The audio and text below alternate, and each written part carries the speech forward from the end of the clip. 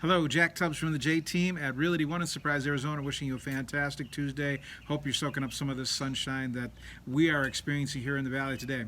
Hey, today I'd like to talk to you about a legal precedent that just was handed down by the Arizona Supreme Court. It's about anti-deficiency judgments, and that happens when somebody buys a piece of property, they borrow or they establish a mortgage on it with a lender, and if they default, they usually cannot get the lender cannot get an anti-deficiency judgment against the borrower if it's secured against a piece of real estate. In other words, a home, a condo, a duplex, something to that effect. If there's a real property involved and it was used as security against the mortgage, it's been very hard to get an anti-deficiency judgment against a borrower who is defaulted.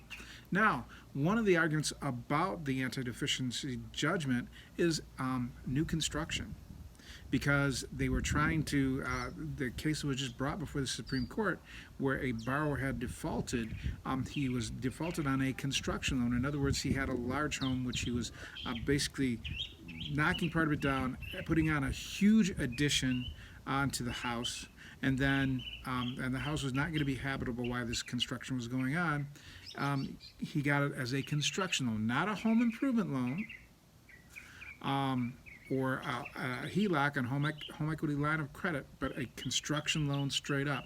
And he defaulted on that loan, and the borrower tried to get an anti-deficiency judgment against him. But since it was considered a construction loan, they were not allowed to seek a private or a personal anti-deficiency judgment against him. So that's something that we want to keep in mind as we buy homes, we get mortgages, etc.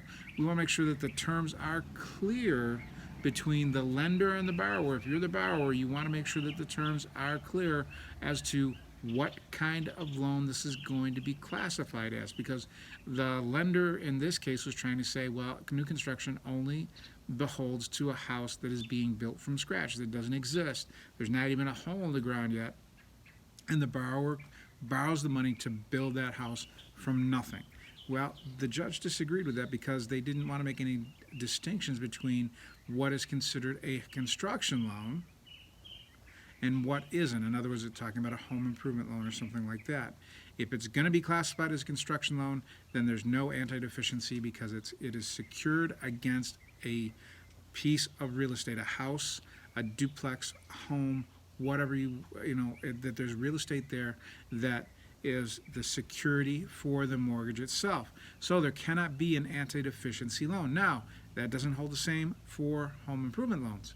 Home improvement loans are a totally different animal, and a lender can go after a borrower who defaults on a home improvement loan for a personal anti-deficiency judgment. In other words, what it's saying is that even though they foreclosed on the home, they sold the home, they still didn't get enough money to cover the balance that was owed in the mortgage. So what the lender or what the borrower was deficient in, or what the sale of the property did after foreclosure didn't bring in that balance, they wanted to be able to go after the borrower himself for in a personal way. So know that mortgages and new construction loans, or construction loans themselves, as long as it's classified as that, do not open you up to an anti-deficiency judgment.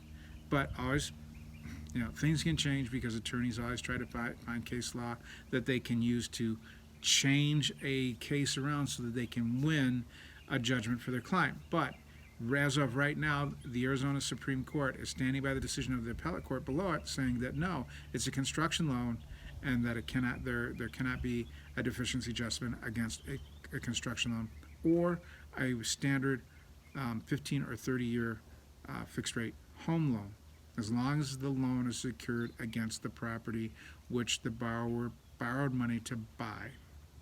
Okay, I don't know if that's going to help anybody, but I just thought that was kind of an interesting thing because it's something that we do differently here in Arizona than other parts of the country do.